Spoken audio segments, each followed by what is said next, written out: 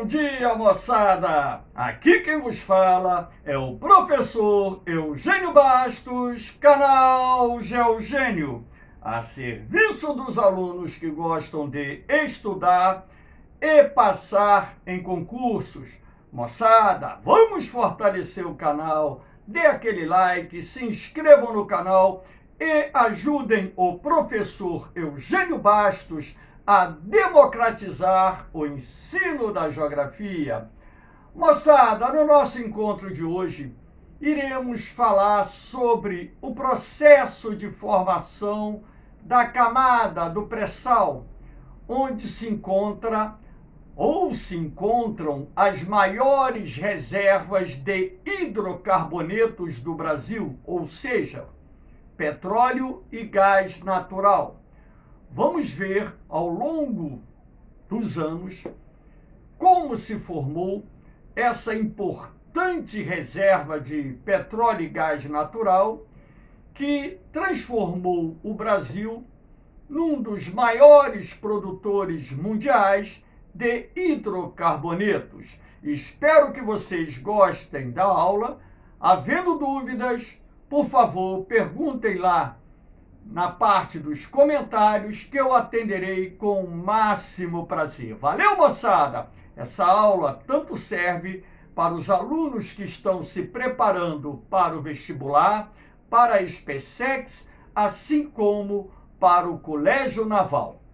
Então vamos lá, moçada. Em primeiro lugar, eu tenho aqui um mapa para mostrar a vocês a localização da nossa camada do pré-sal, representada aqui nessa cor magenta, estendendo-se do Espírito Santo até aproximadamente Santa Catarina.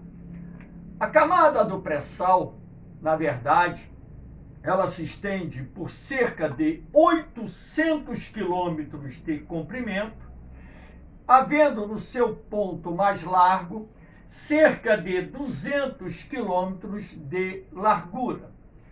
E essa camada do pré-sal se encontra a uma profundidade de cerca de 5 a 7 mil metros, dependendo, é claro, da área onde se encontra. Então, essa região é, na atualidade, a mais importante área produtora de petróleo do Brasil. Agora, nós vamos ver de que forma o petróleo se formou na camada do pré-sal. E para isso, nós temos que fazer uma análise, de todo o processo que culminou com a formação dessas gigantescas reservas de petróleo e gás natural. Então, há cerca de mais de 100 milhões de anos, nós tínhamos ainda a América do Sul conectada ao continente africano. E aqui já pode-se perceber que o processo de separação da placa sul-americana da placa africana já estava em curso. Então, no início desse processo de separação, nós tivemos a formação de uma geografia de lagos, ou seja, de grandes lagos, como hoje nós podemos encontrar na porção oriental do continente africano, onde se encontra o Rift Valley, que é uma área de fraturamento da placa africana que está provocando a divisão da placa africana e, consequentemente, a sua separação. Então, algo semelhante ao que está acontecendo na África Oriental nos dias atuais, aconteceu há mais de 100 milhões de anos, quando então nós tivemos o início do processo de separação das placas sul-americana da africana, razão pela qual surgiram gigantescos lagos, e esses grandes lagos registraram uma vida abundante. Então, a fauna aquática, a flora aquática se proliferaram numa magnitude que a gente pode considerar bastante expressiva. E essa geografia de lagos também, de acordo com os cientistas que fizeram esse minucioso trabalho para explicar o processo de formação do petróleo no pré-sal, afirmaram que esses grandes lagos tinham seus níveis variando de acordo com os períodos climáticos.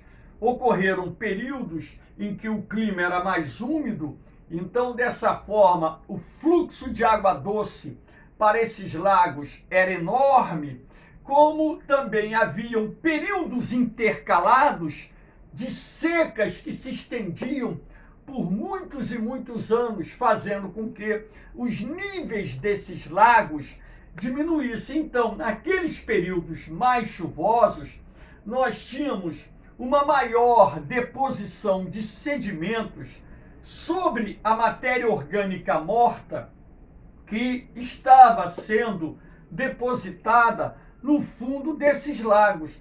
Não só sedimentos como terra, areia, argila, pedras de diferentes tamanhos, que possibilitaram a formação de uma estrutura sedimentar lacustre que se transformou em grandes reservatórios de sapropel, que é aquela substância que deriva da decomposição da matéria orgânica morta depositada no fundo dos lagos, mares e oceanos, que diluída na água infiltra-se nas chamadas rochas sedimentares porosas, como o arenito, o calcário, o próprio xisto, acumulando-se no que nós chamamos de rochas sedimentares reservatórios, onde no transcurso de milhões e milhões de anos, novas camadas de sedimentos foram sendo sobrepostas, ou seja, uma sobre as demais. E dessa forma, isso fez com que a temperatura e a pressão sobre o sapropel aumentassem.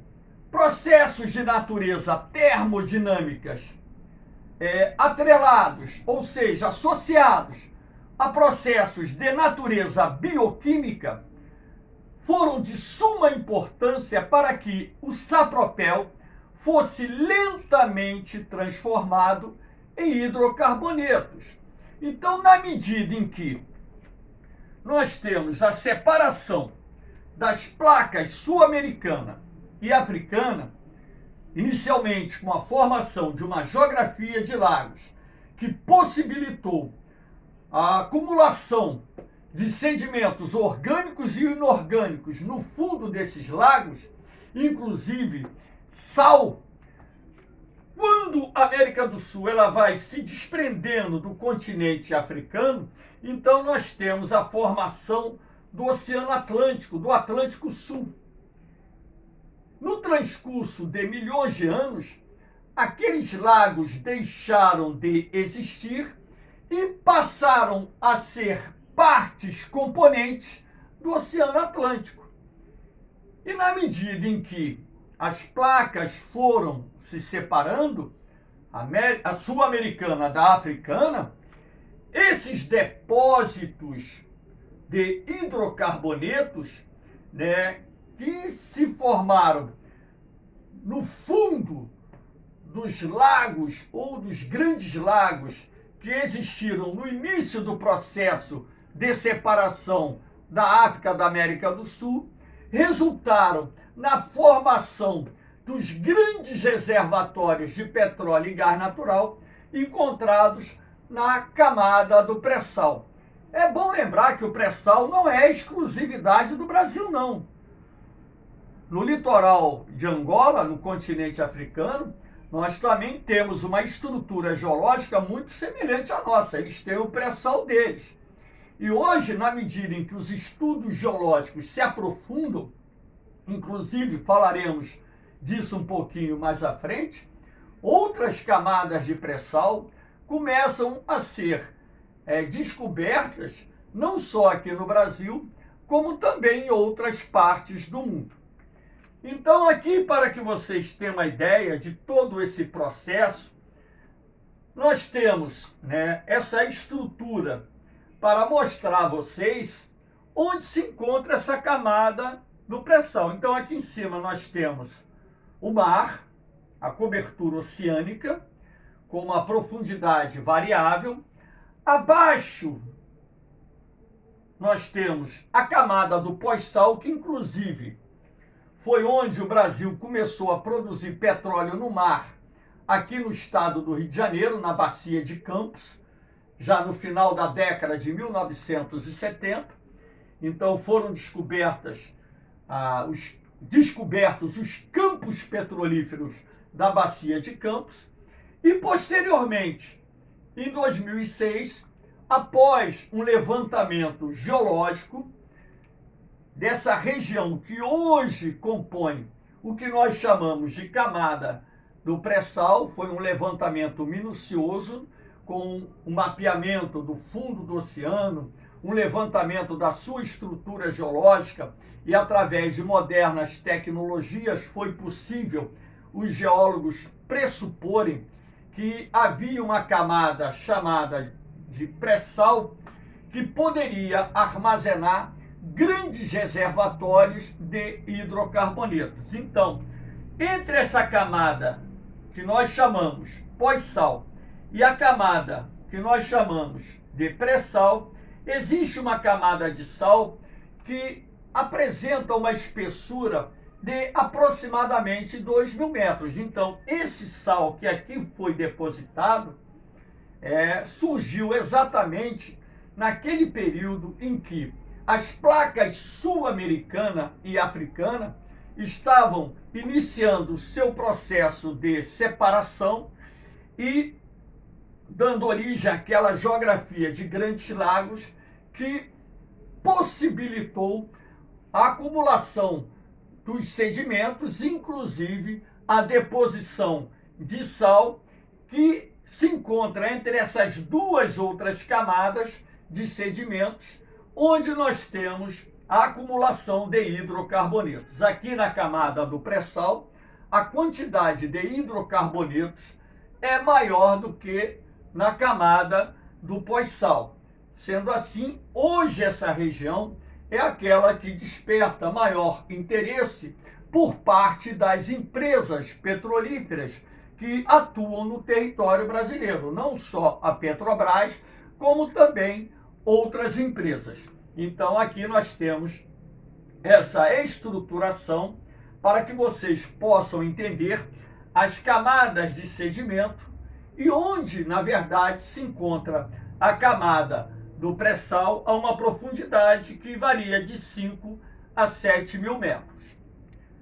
Aqui nós temos, né, esse processo, para que vocês tenham uma ideia, uma imagem que mostra a separação da placa sul-americana da placa africana. Então aqui você já pode perceber o nascimento do Oceano Atlântico. Mas antes do nascimento do Oceano Atlântico, essa faixa aqui apresentava uma geografia de grandes lagos, que criou as condições necessárias para a formação da camada do pré-sal e dos grandes depósitos de hidrocarbonetos que ali são encontrados.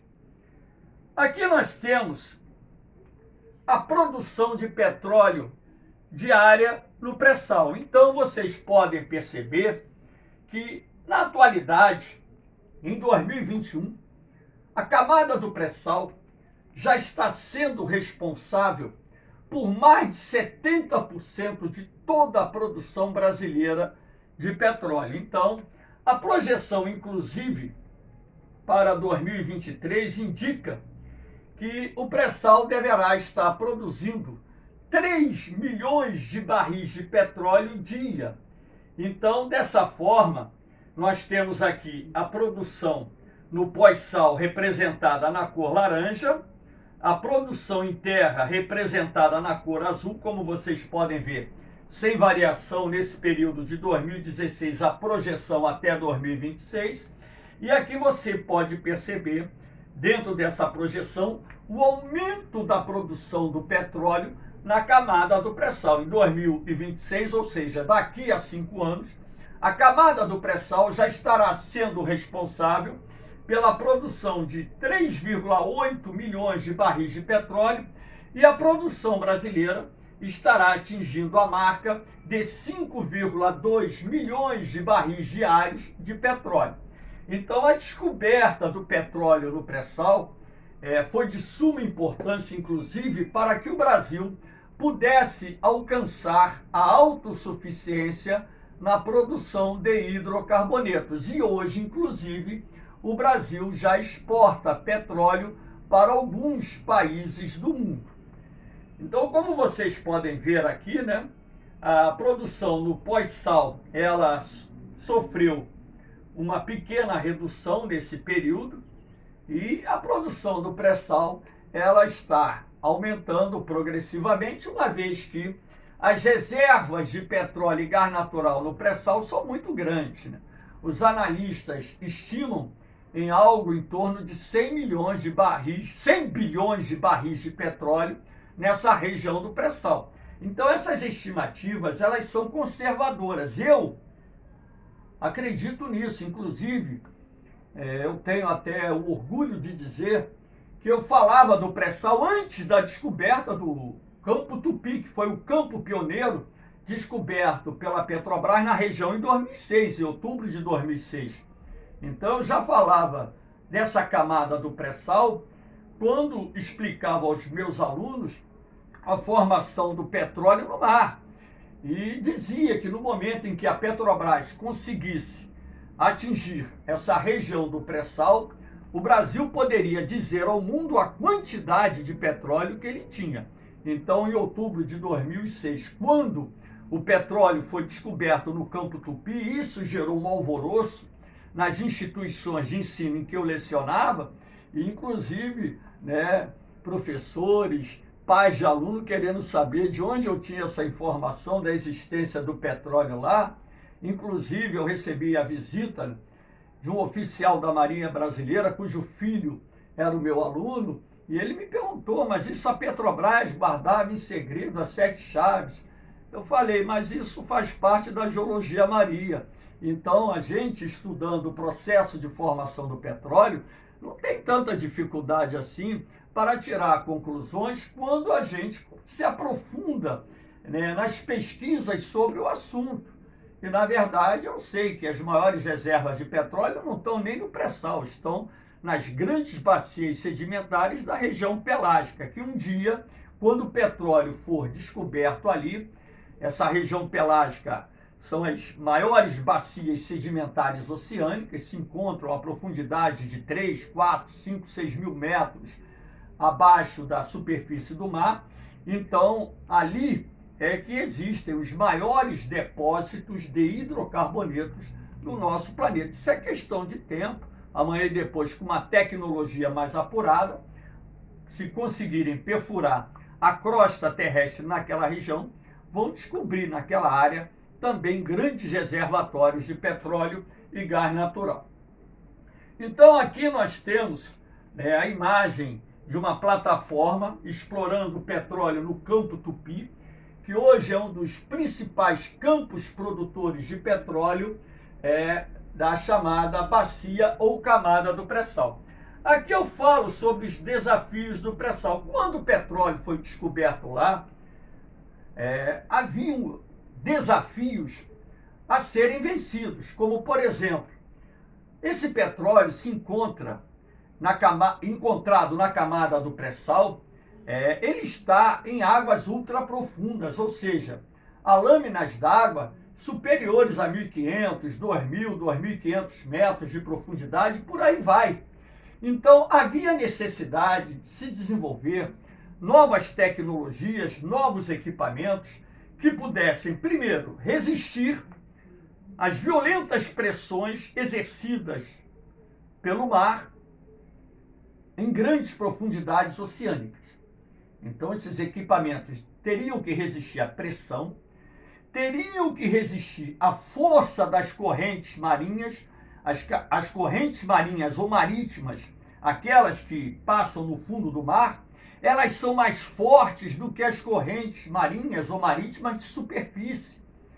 E ainda, a corrosão provocada pela água do mar, então os materiais teriam que ser resistentes à corrosão, e ainda os geysers, que são os dutos utilizados para o transporte do petróleo da região do pré-sal até a superfície. Então, esses geysers, na verdade, os geysers teriam que ter um revestimento térmico no seu interior. Por quê? O petróleo que vem do pré-sal, ele sai a uma temperatura superior a 70 graus.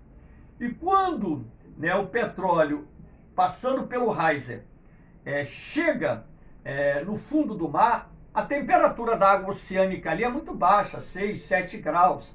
Então, isso poderia promover o quê? A solidificação e impedindo a passagem ou fluxo do hidrocarboneto até a plataforma ou o navio plataforma, porque o petróleo pode ser produzido em navios plataformas e plataformas de produção em alto mar. Então, isso exigiu o quê? O desenvolvimento de novos materiais. E também toda aquela estrutura de produção que é montada no fundo do mar, como, por exemplo, a árvore de Natal, como o pessoal ligado à área de petróleo chama, tudo isso seria feito com auxílio de robôs.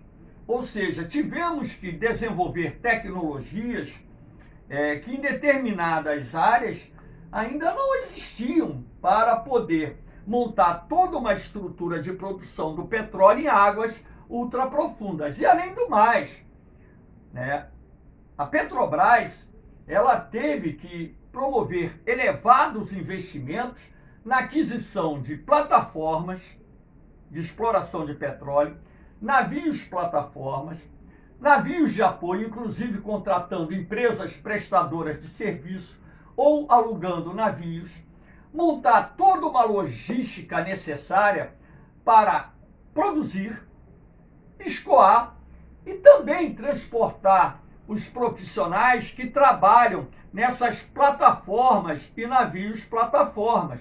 Esse pessoal fica 15 dias em mar, 15 dias em terra. Então, a contratação de empresas que, através de helicópteros, possam levar esses funcionários até as plataformas de exploração do petróleo. Tudo isso exigiu da Petrobras investimentos de mais de 100 bilhões de dólares, investimentos bilionários. Agora, quando o petróleo foi descoberto no pré-sal, a estimativa do custo do barril do petróleo era bem mais alta do que atualmente. Hoje, um barril de petróleo, para ser extraído no pré-sal, ele custa, em média, algo próximo a 7 dólares.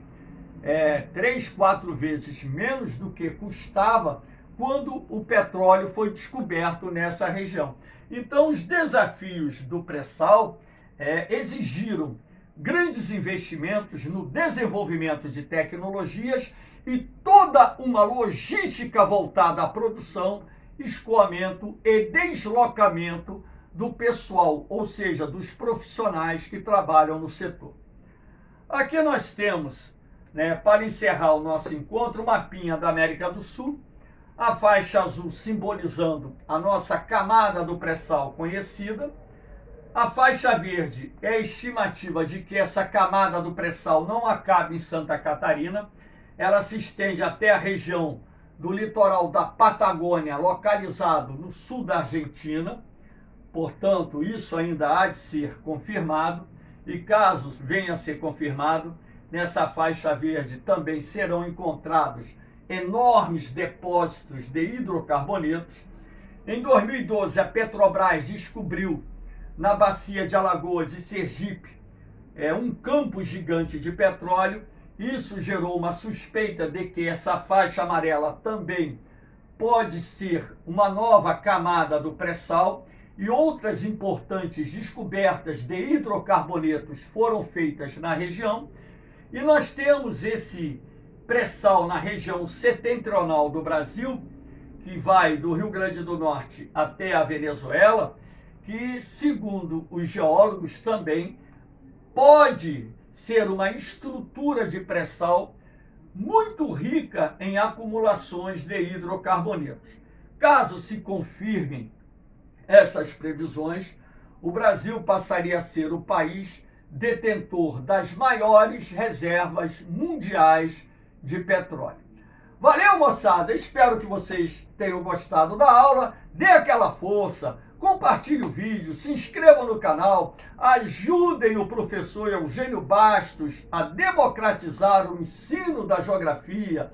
Façam os seus comentários, deixem os seus comentários, tirem suas dúvidas, porque o canal de Eugênio ele foi criado para auxiliar os alunos que estão se preparando para concursos. Esse canal não foi criado para que o professor Eugênio Bastos ganhasse dinheiro com vídeos publicados no YouTube, até mesmo porque esse canal não foi monetizado. Então, sendo assim, aquilo que eu estou fazendo é do meu coração, um projeto que eu tinha em vida, de no final da minha carreira, ajudar aqueles alunos que estão se preparando para os concursos a alcançarem os seus objetivos. Um forte abraço para todos vocês, um beijão no coração, fiquem com Deus, eu vou, mas eu volto, hein? Fui!